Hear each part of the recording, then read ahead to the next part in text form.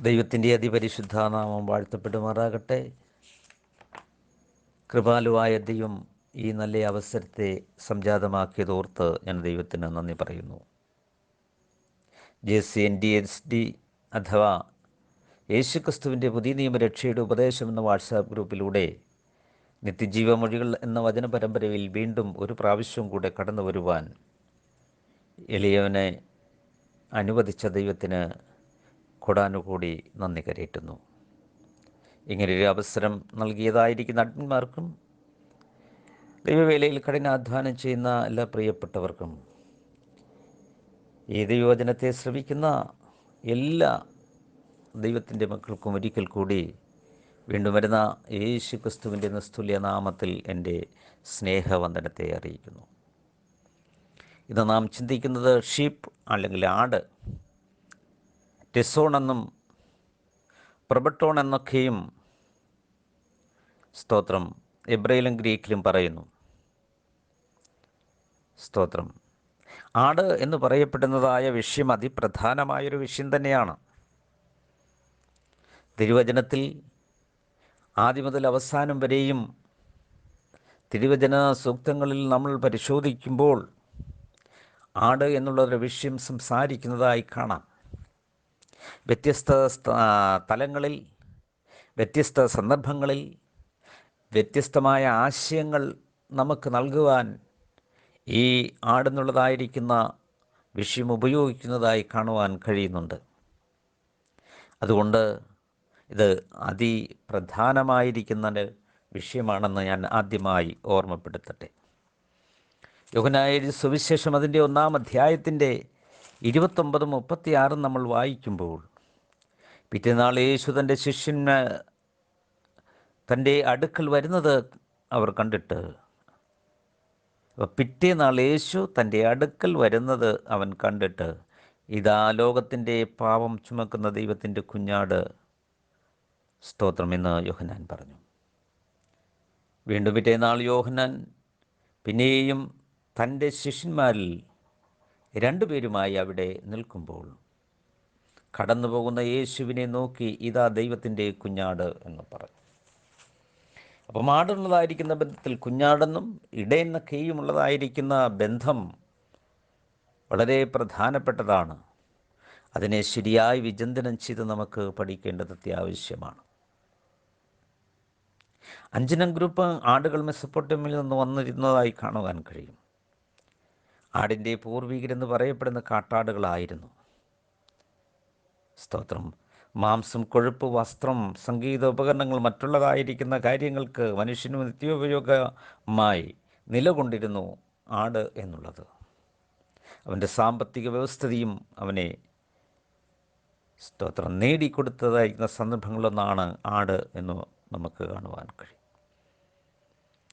വിവിധമായ രാജാക്കന്മാരുടെ പുസ്തകങ്ങൾ, പുറപ്പാട് പുസ്തകങ്ങൾ, ശമൂവേലിൻ്റെ പുസ്തകം, യോശുവ പുസ്തകങ്ങളൊക്കെ നമ്മൾ വായിക്കുമ്പോൾ പലരും ആട്ടിടയന്മാരായിരിക്കുന്നു എന്ന് നമുക്ക് വെളിപ്പെട്ടു വരുന്നു. ദാവീദ് രാജാവും ആമോസ് പ്രവാചകനും ആട്ടിടയനായിരുന്നു. യേശു രാജാവുമാണ്, ഇടയനുമാണ്, പ്രവാചകനുമാണ്. സ്തോത്രം. അപ്പോൾ വ്യത്യസ്തമായ നിലകളിൽ ഈ വിഷയം ദൈവം മനുഷ്യരോട് സംസാരിച്ചിരുന്നു എന്നുള്ളതാണ്. യെശയ്യാപ്രവചനം 11:9 നമ്മൾ വായിക്കുന്നു, ഭൂമി ദൈവത്തിൻ്റെ പരിജ്ഞാനം കൊണ്ട് നിറഞ്ഞിരിക്കുന്നു. ദൈവത്തിൻ്റെ ആലോചന മൃഗങ്ങളോട് ചോദിക്കാതെ നിനക്ക് പറഞ്ഞു തരുമെന്നാണ്. അപ്പോൾ ആടിലൂടെ ദൈവത്തിൻ്റെ ആലോചനകൾ എന്താണെന്ന് നമ്മൾ വാസ്തവമായി പ്രാപിക്കേണ്ടത് അത്യാവശ്യമാണെന്ന് ഞാൻ ഓർമ്മപ്പെടുത്തട്ടെ. അതുകൊണ്ട് ഇവരെല്ലാം ആട്ടിടയന്മാരായിരുന്നു.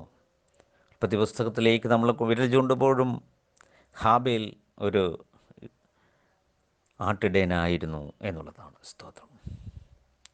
ഇരമ്യ പ്രവചനം 50-ാം അധ്യായത്തിൻ്റെ 17 ഇസ്രയേൽ ചിതറിപ്പോയ ആട്ടിൻകൂട്ടമെന്ന് അവിടെ രേഖപ്പെടുത്തിയിരിക്കുന്നു.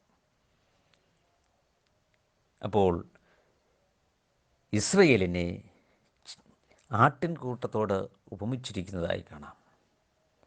എന്നാൽ യേശു ക്രിസ്തുവിനെ ആടിനോട് ഉപമിച്ചിരിക്കുന്നതായി കാണാം. അപ്പോൾ നമുക്ക് ഈ വിഷയം ശരിയായി എന്തെല്ലാം സാഹചര്യങ്ങളോടുള്ള ബന്ധത്തിലാണ് ദൈവത്തിൻ്റെ ആലോചന മനുഷ്യന് നൽകുന്നത്? കാരണം എന്തെന്നാൽ കർത്താവായ യേശു ക്രിസ്തു ആട് മാത്രമല്ല, അവൻ ഇടയനാണ്. എബ്രായ ലേഖനത്തിലൊക്കെയും നമ്മൾ വായിക്കുന്നു, പത്രോസ് ലേഖനങ്ങളിലൊക്കെയും വായിരിക്കുന്നു, അവൻ കേവലം ഒരു ഇടയൻ മാത്രമല്ല. യേശു പറഞ്ഞു യോഹന്നാൻ സുവിശേഷത്തിൽ, ഞാൻ നല്ല ഇടയനാകുന്നു, നല്ല ഇടയൻ ആടുകൾക്ക് വേണ്ടി തൻ്റെ ജീവനെ കൊടുക്കുന്നു. അപ്പോൾ യേശു അവിടെ പറയുകയാണ്, ഞാൻ ഇടയനാണ്, ജനം ആടുകളാണ്. എന്നാൽ ഇവിടെ പറയുന്നു, ഇതാ സ്തോത്രം, സകല മാനവജാതികളുടെയും പാപങ്ങൾ പരിഹരിക്കുവാൻ നൽകപ്പെട്ട ദൈവത്തിൻ്റെ കുഞ്ഞാടാണ് എന്നും പറയുന്നു. അപ്പോൾ യേശുവിനെ കുറിച്ച് ആടാകുന്നു എന്ന് പറയുന്നു, കുഞ്ഞാടാകുന്നു എന്ന് പറയുന്നു, ഇടയനാകുന്നു എന്ന് പറയുന്നു. വ്യത്യസ്തമായ തലങ്ങളിലേക്ക് ക്രിസ്തുവിനെ വിരൽ ചൂണ്ടിക്കാണിക്കുവാൻ കഴിയും. നമ്മൾ അനേക വാക്യങ്ങൾ എടുത്തുകൊണ്ട് സംസാരിക്കേണ്ടതായ വിഷയം തന്നെയാണ്. ഒരു സങ്കീർത്തനം തന്നെ, 23-ാം സങ്കീർത്തനം, യഹോവയുടെ ഇടയനാകുന്നു, എനിക്ക് മുട്ടുണ്ടാകയില്ല. അപ്പോൾ പഴയ നിയമപ്രകാരം യഹോവയായ ദൈവം ഇടയനും ഇസ്രയേൽ ജനതതി ആടും ആകുന്നു എന്നുള്ളതാണ്. സ്തോത്രം. അതുകൊണ്ട് ഈ വിഷയം വളരെ പ്രധാനമായി പ്രാധാന്യമർഹിച്ച് അതിനെ യഥാർത്ഥമായി നന്നായി ഒന്ന് വിചിന്തനം ചെയ്ത് പഠിക്കേണ്ടത് അത്യാവശ്യമാണ് എന്നുള്ളതാണ്. തിരുവെഴുത്തുകളിൽ ഉടനീളം ഇതിനെ ആലങ്കാരികമായി അല്ലെങ്കിൽ ഉപമയായി അനേക സ്ഥലങ്ങളിൽ പ്രസ്താവിച്ചിരിക്കുന്നു. സ്തോത്രം. അതുകൊണ്ട് നമുക്ക് ശരിയായിരിക്കുന്ന ഒരു പഠനം ഇതിനെക്കുറിച്ച് ആവശ്യമാണ്. പഴയ നിയമത്തിൽ യഹോവയും ഇസ്രയേലും തമ്മിലുള്ളതായിരിക്കുന്ന ബന്ധത്തെ ആടും ഇടയനുമായി സൂചിപ്പിച്ചിരിക്കുന്നു. പുതിയ നിയമത്തിലേക്ക് വരികയാണെങ്കിൽ യോഹന്നാൻ സുവിശേഷം അതിൻ്റെ 10-ാം അധ്യായത്തിൻ്റെ 11-ൽ നല്ല ഇടയൻ ആടുകൾക്ക് വേണ്ടി തൻ്റെ ജീവന് കൊടുക്കുന്നു.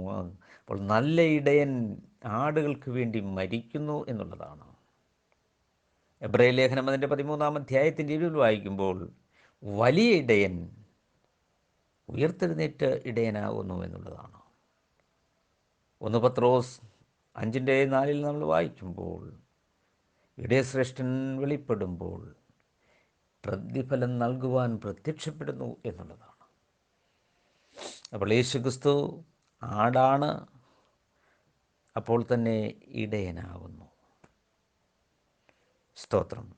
അതുകൊണ്ട് വളരെ ഗൗരവത്തോട് പഠിക്കേണ്ടതായിരിക്കുന്ന ഒരു വിഷയമാണ് ആട് എന്നുള്ളത്. കാരണം കർത്താവായ യേശുക്രിസ്തു യോഹന്നാൻ സുവിശേഷം 10-ാം അധ്യായത്തിൽ പറയുന്നത് ഒരു കാര്യമുണ്ട്.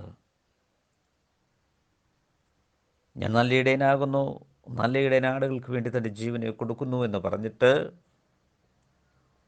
സ്തോത്രം, ഇവിടെ പറയുകയാണ്, ഈ തൊഴുത്തിൽ ഉൾപ്പെടാത്ത വേറെ ആടുകളെയും എനിക്കുണ്ട്, ഞാൻ അവയെയും നടത്തേണ്ടതാകുന്നു, അവ എൻ്റെ ശബ്ദം കേൾക്കും, ഒരാട്ടിൻ കൂട്ടവും ഒരു ഇടയനും ആകും. സ്തോത്രം. യേശുക്രിസ്തു പിന്നെയും പറഞ്ഞു, ഞാൻ ഇടയൻ മാത്രമല്ല, ഞാൻ ആട് മാത്രമല്ല, ഞാൻ ശബ്ബത്തിനും കർത്താവാണ്. ഏക കർത്താവേ നമുക്കുള്ളൂ. അപ്പോൾ വ്യത്യസ്തമായ തലങ്ങളിൽ യേശുക്രിസ്തു കർത്താവ് തിരുവചനത്തിൽ എഴുതപ്പെട്ടിരിക്കുന്ന തിരുവെഴുത്തുകളെ ആ സന്ദർഭ ഉചിതങ്ങളിൽ വെച്ചുകൊണ്ട് ദൈവം എന്താണതിൽ അർത്ഥമാക്കിയിരിക്കുന്നത് എന്നുള്ളതായ കാര്യം നാം പഠിക്കേണ്ടതുണ്ട്. എന്തുകൊണ്ടാണ് കർത്താവായ യേശുക്രിസ്തു ദൈവത്തിൻ്റെ കുഞ്ഞാട് എന്ന് പറഞ്ഞിരിക്കുന്നത്? വളരെ വിശകലനം ചെയ്ത് പഠിക്കേണ്ടതായിരിക്കുന്ന ഒരു വിഷയമാണെന്ന് ഞാൻ ഓർമ്മപ്പെടുത്തട്ടെ. മത്തായി സുവിശേഷം 7-ാം അധ്യായത്തിൻ്റെ 15 നമ്മൾ വായിക്കുമ്പോൾ നമ്മൾ വളരെ വിലപ്പെട്ടതായിരിക്കുന്ന ഒരു കാര്യം നമുക്ക് അവിടെ കാണാൻ കഴിയും. അപ്പോൾ മത്തായി സുവിശേഷം അതിൻ്റെ 7-ാം അധ്യായത്തിൻ്റെ 15-ാം വാക്യം ഇങ്ങനെ വായിക്കുന്നു. ഓരോരോ സന്ദർഭങ്ങളിലും ഓരോരോ അർത്ഥങ്ങൾ, ഓരോരോ കാര്യങ്ങളെ, ഓരോരോ വിഷയങ്ങളെ മുന്നിൽ വെച്ചുകൊണ്ടാണ് കർത്താവ് സംസാരിക്കുന്നത്. അത് നാം വളരെ ശ്രദ്ധിക്കണമെന്ന് ഓർമ്മപ്പെടുത്തുകയാണ്.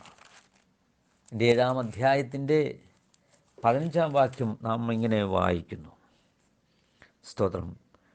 കള്ളപ്രവാചകന്മാരെ സൂക്ഷിച്ചുകൊള്ളുവിൻ, അവർ ആടുകളുടെ വേഷം പൂണ്ട് നിങ്ങളുടെ അടുക്കൽ വരുന്നു, അകമയോ കടിച്ചു കീറുന്ന ചെന്നായ്ക്കളാകുന്നു.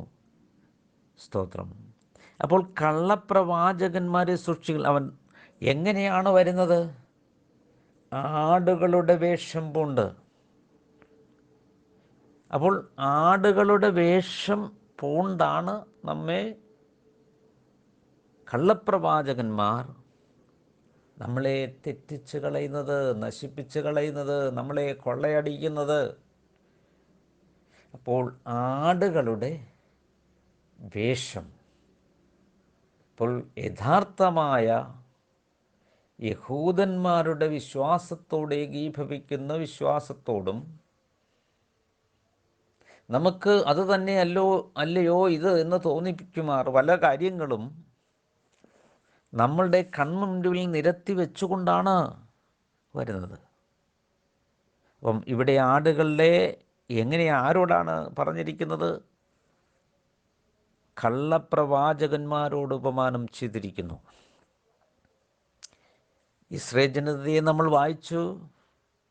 അവരെ, സ്തോത്രം, ഇസ്രായേൽ ചിന്നിച്ചിതറിയ ആടുകളെ കൂട്ടത്തെ ഉപമാനം ചെയ്തുകൊണ്ട് പറയുകയാണ്. അപ്പോൾ നമ്മൾക്ക് ഓരോന്നും ശരിയായി നമുക്ക് പഠിക്കേണ്ടതുണ്ട്. സ്തോത്രം. അപ്പോൾ ഇവിടെ കർത്താവായ യേശുക്രിസ്തു 10-ാം അധ്യായം യോഹന്നാൻ പറഞ്ഞത്, ഞാൻ നല്ല ഇടയൻ ആടുകൾക്ക് വേണ്ടി തൻ്റെ ജീവനെ കൊടുക്കുന്നു. അപ്പോൾ അവിടെ ആട് എന്ന് പറയപ്പെടുന്നത് ഇസ്രായേൽ ജനതയാണ് എന്നും ഇടയനാണ് ഞാൻ എന്നുമാണ് കർത്താവ് പറഞ്ഞത്. സ്തോത്രം. എന്നാൽ പഴയ നിയമത്തിൽ ഒരു ഇടയനുണ്ടായിരുന്നു. യഹോവ എൻ്റെ ഇടയനാകുന്നു, എനിക്ക് മുട്ടുണ്ടാകുകയില്ല. കർത്താവ് തൻ്റെ ജനത്തെ എങ്ങനെ പരിപാലിക്കുന്നു, എങ്ങനെ അവരെ നടത്തുന്നു, അവരെ പരിപോഷിപ്പിക്കുന്നു എന്നുള്ളതായിരിക്കുന്ന ഒരു വലിയ സന്ദേശം 23-ാം സങ്കീർത്തനത്തിൽ കൊടുത്തിരിക്കുകയാണ്. അപ്പോൾ അവിടെ പഴയ നിയമ തൻ്റെ ഭക്തന്മാരായിരിക്കുന്ന ജനത്തെ ആടുകളായും അവരെ പരിപാലിക്കുന്നതായ ഇടയനായും അവിടെ ചിത്രീകരിക്കുമ്പോൾ, ഇവിടെ യേശു പറയാണ്, ഞാൻ നല്ല ഇടയനാകുന്നു, നല്ല ഇടയൻ ആടുകൾക്ക് വേണ്ടി തൻ്റെ ജീവനെ കൊടുക്കുന്നു. അപ്പോൾ ജീവനെ കൊടുക്കുന്ന ഒരു ഇടയനായി പുതിയ നിയമത്തിൽ അവിടെ കാണുകയാണ്. സ്തോത്രം. എന്നാൽ അവിടെ പറയുന്നതായൊരു കാര്യം ഉണ്ട്. എന്താണ്? ഒരിടയനും ഒരു തൊഴുത്തുമാകും. ഈ തൊഴുത്തിൽ ഉൾപ്പെടാത്ത വേറെ ആടുകളും എനിക്ക് ഉണ്ട്, ഞാൻ അവയെയും നടത്തേണ്ടതാകുന്നു. ഒരിടയനും ഒരു തൊഴുത്തും ആകും. അപ്പോൾ കർത്താവ് പറഞ്ഞതായ കാര്യങ്ങൾ പലർക്കും പലതും ഗ്രഹിക്കുവാൻ കഴിഞ്ഞില്ല എന്നുള്ളതാണ്. രണ്ടാമത് അതിൻ്റെ 9-ാം അധ്യായത്തിൻ്റെ 36-ാം വാക്യം നമ്മൾ വായിക്കുമ്പോൾ അവിടെ നമുക്ക് ഒരു വിഷയം അവിടെ സംസാരിക്കുകയാണ്. എന്താണ് ആ വിഷയം? സ്തോത്രം. അവൻ പുരുഷാരത്തെ ഇടയനില്ലാത്ത ആടുകളെ പോലെ കുഴഞ്ഞവരും ചിന്നിയവരുമായി കണ്ടിട്ട് അവരെക്കുറിച്ച് മനസ്സലിഞ്ഞു. അപ്പോൾ ഇവിടെ പറഞ്ഞിരിക്കുന്ന വിഷയം എന്താണ്?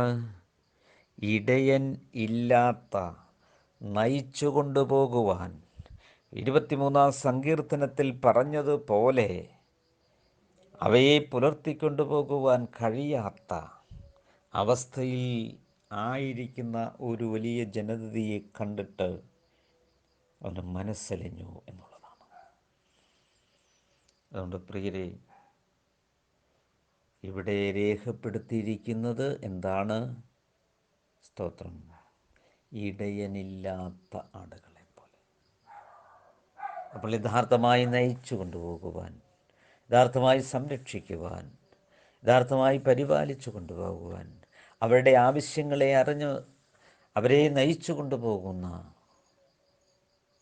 അതിനുവേണ്ടി ആരും ഇല്ലാത്ത ചിന്നിച്ചിതറിയ ഒരു ജനത്തെ കണ്ടിട്ട് അവരെ ഇടയനില്ലാത്ത ആടിനോട് കൂടെയാണ് കർത്താവ് ഉപമാനം ചെയ്തത്.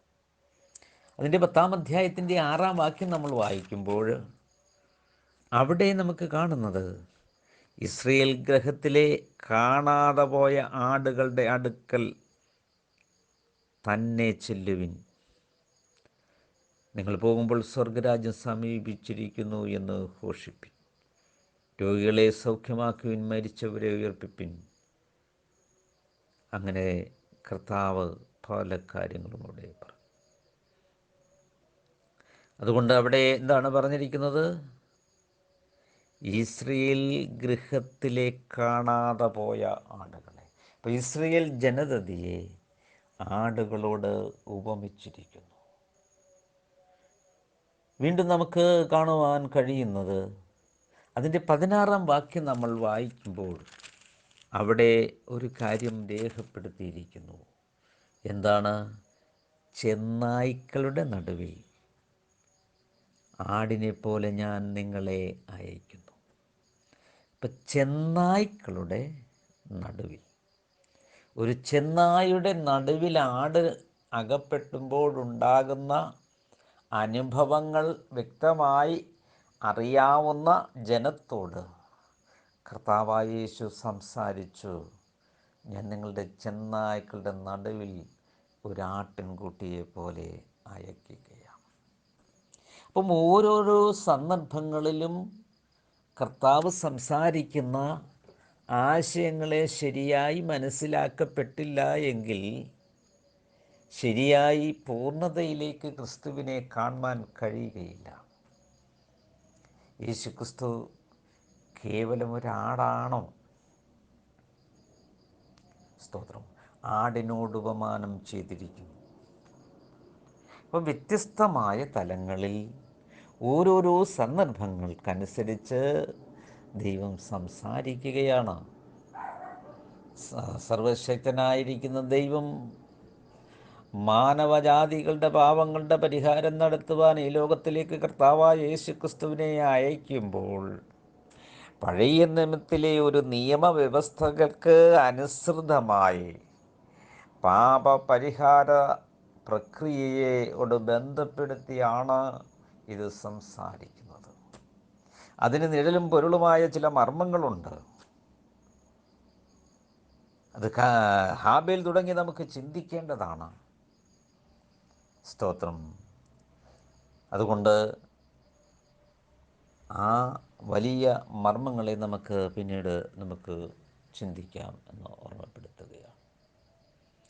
അങ്ങനെ തുടങ്ങി നമുക്ക് ധാരാളം കാര്യങ്ങൾ ഇതിൽ സംസാരിക്കേണ്ടതുണ്ട്.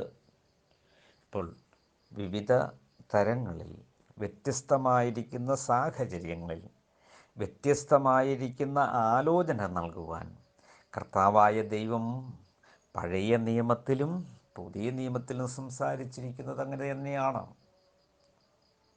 2 ശമൂവേലിൻ്റെ പുസ്തകത്തിൽ നമുക്ക് കാണുവാൻ കഴിയും, ദാവീദ് ചെയ്തതായിരിക്കുന്ന വലിയ ക്രൂരതയുടേതായിരിക്കുന്ന പ്രക്രിയയെ മനസ്സിലാക്കുവാൻ, അവനെ ബോധ്യപ്പെടുത്തുവാൻ തൻ്റെ പ്രവാചകനായിരിക്കുന്ന ദാസനെ അയക്കുമ്പോൾ ഒരു കഥ പറയുന്നു.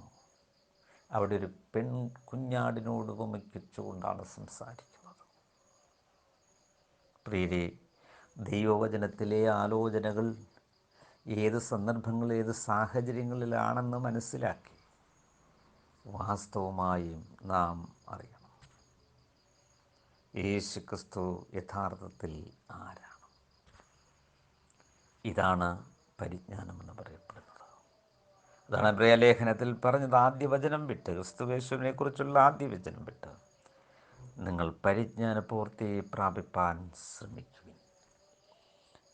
ഈ യോഹന്നാൻ സുവിശേഷം 10-ാം അധ്യായത്തിൽ വേറെയും ആടുകൾ എനിക്കുണ്ട്, ഞാൻ അവയെയും നടത്തേണ്ടതാകുന്നു.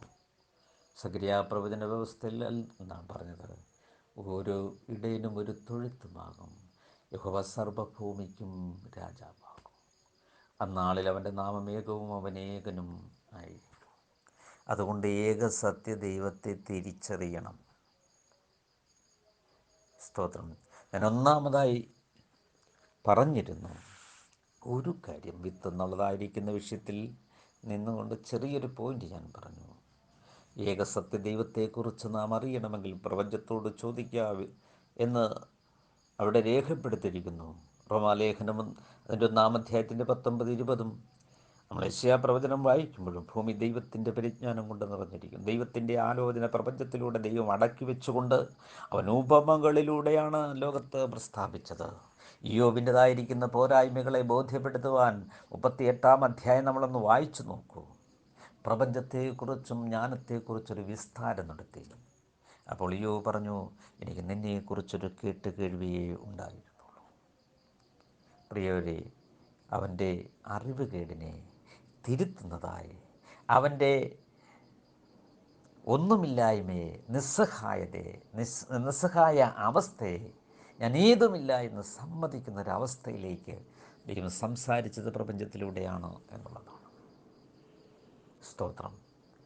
അതുകൊണ്ട് ഓർമ്മപ്പെടുത്തട്ടെ, ഞാൻ പറഞ്ഞു, ഞാൻ പിതാവിലും പിതാവ് എന്നിലുമെന്ന് നിങ്ങൾ വിശ്വസിക്കും. തെങ്ങിൽ തേങ്ങയുള്ളതുപോലെ തേങ്ങയിലൊരു തെങ്ങുണ്ട്. ഞാനതിന് ഉദാഹരണം പറഞ്ഞിരുന്നു.